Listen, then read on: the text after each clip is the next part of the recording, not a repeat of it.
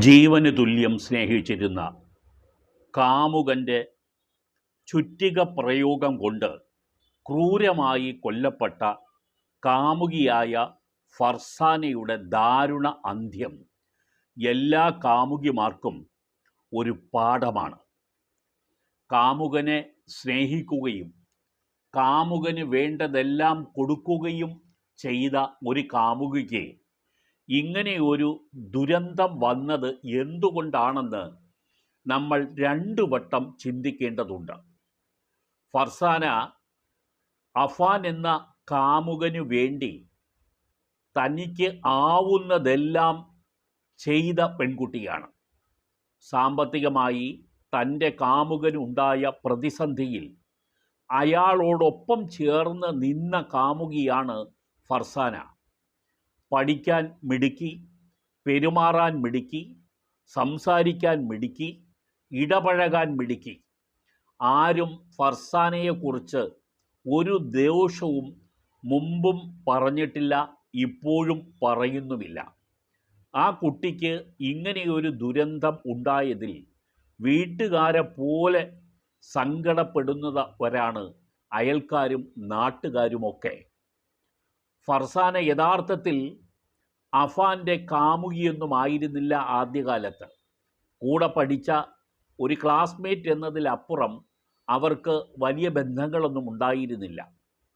പക്ഷേ 4-5 വർഷങ്ങൾക്ക് മുമ്പ് ഫർസാന അഫാൻ്റെ വീട്ടിന് അടുക്കലുള്ള അവളുടെ കൂട്ടുകാരിയെ കാണാൻ വേണ്ടി സ്ഥിരം വരുമ്പോൾ ആ വഴിയിൽ വെച്ചുകൊണ്ട് അവർ തമ്മിൽ ഇടയ്ക്ക് കാണാനിടയായതും വീണ്ടും പരിചയം പുതുക്കാൻ ഇടയായതും അവരുടെ പ്രണയ ബന്ധത്തിന് തുടക്കമായി.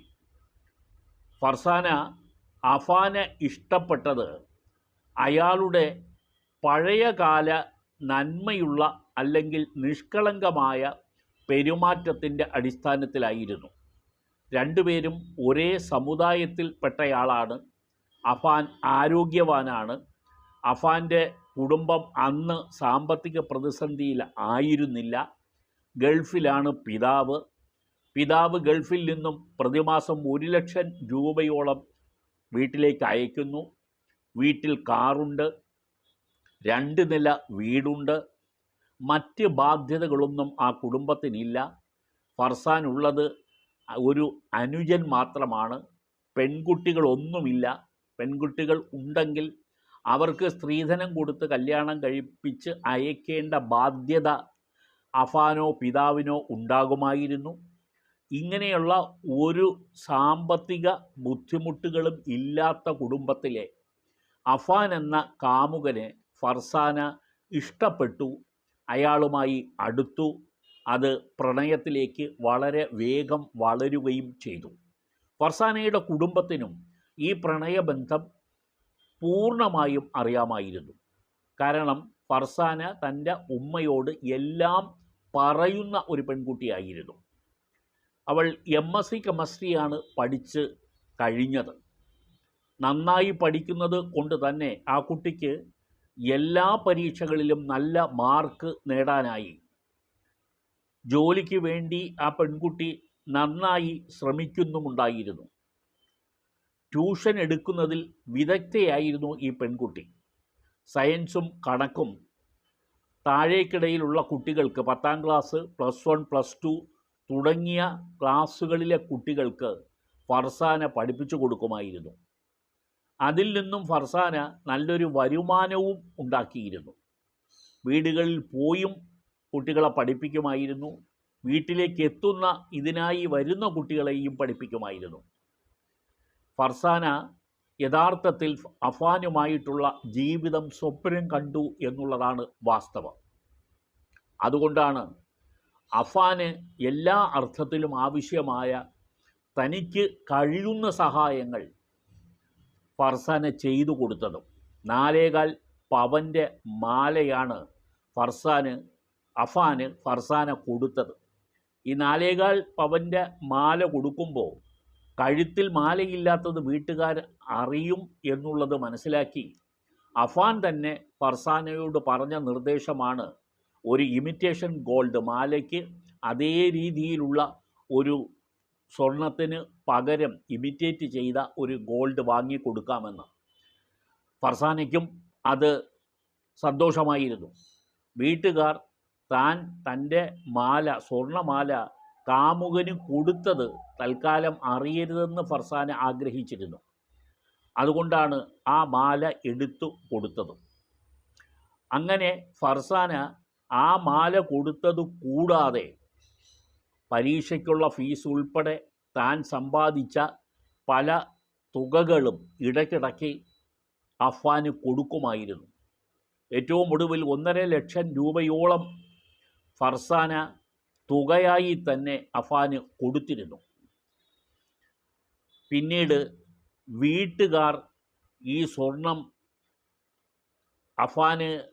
ഫർസാന കൊടുത്തു എന്ന് മനസ്സിലാക്കിയ ശേഷം അത് തിരികെ വാങ്ങണമെന്ന് നിർബന്ധം ചെലുത്താൻ തുടങ്ങി.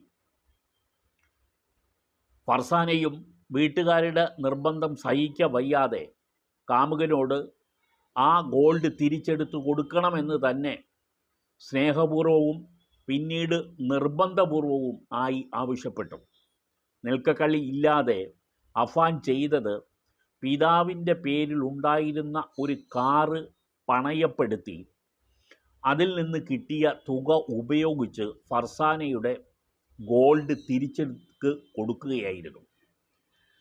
അന്നു മുതൽ ഫർസാന അഫ്വാൻ്റെ കണ്ണിലെ കരടായി. അഫ്വാൻ്റെ ആദ്യ ശത്രുവാകുന്നതിൽ ഫർസാന ഈ ഒരു പ്രവൃത്തിയിലൂടെ വിജയിച്ചു എന്ന് പറയാം. കാരണം വീട്ടുകാരറിഞ്ഞതുകൊണ്ട് മാത്രമാണ് ഈ ഗോൾഡ് തിരിച്ചെടുത്ത് കൊടുക്കാൻ കാമുകി ആവശ്യപ്പെട്ടത് എന്ന് മനസ്സിലാക്കാനുള്ള ബുദ്ധി അഫ്വാൻ എന്ന കൊടും ക്രിമിനലിന് ഉണ്ടായില്ല. തൻ്റെ വൈഷമ്യ ഘട്ടത്തിൽ തന്നോടൊപ്പം നിന്നില്ല, കൊടുത്തത് തിരികെ ചോദിക്കുന്ന ഒരു അവസ്ഥ ആ പെൺകുട്ടി ഉണ്ടാക്കി. എല്ലാ ശത്രുക്കളും തന്നെ ഒരുപോലെ കാണുന്നു. ബന്ധുക്കളും കാമുകിയും പിതാവും മാതാവുമൊക്കെ തന്നെ ശത്രുക്കളായി കാണുന്നു എന്ന ഒരു കാഴ്ചപ്പാട് അഫ്വാൻ്റെ മനസ്സിൽ നങ്കൂരമിട്ട് തുടങ്ങി. അഫ്വാൻ അതിൻ്റെയൊക്കെ പിന്നിൽ പ്രവർത്തിച്ച എല്ലാവരെയും വകവരുത്തണം എന്നുള്ള തീരുമാനം എടുക്കാനുള്ള കാരണവും ഈ പക തന്നെ ആണ്. വൈരാഗ്യത്തോടു കൂടി തന്നെയാണ് അഫ്വാൻ അവസാന നാളുകളിൽ നീങ്ങിക്കൊണ്ടിരുന്നത്. തൻ്റെ എല്ലാ തരത്തിലുള്ള ആർഭാട ജീവിതത്തിനും പണം അയച്ച് തരാത്ത പിതാവിനെ തന്നെ ഒന്നാം ശത്രുവായി കാണുകയും തുടർന്ന് തൻ്റെ ആവശ്യങ്ങൾക്ക് ബന്ധുക്കൾ എന്ന നിലയിൽ സഹായിക്കാത്ത ഉമ്മമ്മയെയും പിതാവിൻ്റെ സഹോദരനെയുമൊക്കെ വകവരുത്തുക എന്ന് തന്നെയാണ് അഫ്വാൻ തീരുമാനം എടുത്തത്. ഓരോ നീക്കവും കരുതിക്കൂട്ടി തന്നെയാണ് അഫ്വാൻ മുന്നോട്ട് കൊണ്ടുപോയത്.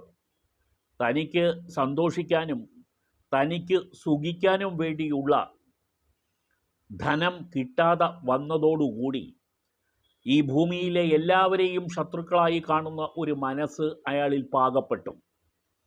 തൻ്റെ ഉറ്റവരായ ആളുകൾ തന്നെ ആർഭാട ജീവിതത്തിൽ നിന്നും വിലക്കുകയും തന്നെ ഉപദേശിക്കുകയും തനിക്ക് ചോദിച്ചതൊന്നും തരാതിരിക്കുകയും ചെയ്തപ്പോൾ ഈ 23 വയസ്സുകാരൻ രണ്ടും കൽപ്പിച്ച് കൊലപാതകത്തിലേക്ക് നീങ്ങുകയായിരുന്നു. നിഷ്കരുണം കൊലപ്പെടുത്താനുള്ള ഒരു ക്രിമിനൽ മൈൻഡ് അയാൾ ഏറെ നാളുകളായി മനസ്സിൽ രൂപപ്പെടുത്തി എടുത്തിരുന്നു. ഇൻ്റർനെറ്റിലൊന്നും തിരഞ്ഞ് കൊലപാതകത്തിനുള്ള വഴികൾ കണ്ടുപിടിക്കേണ്ട ആവശ്യം അഫ്വാന് ഇല്ലായിരുന്നു.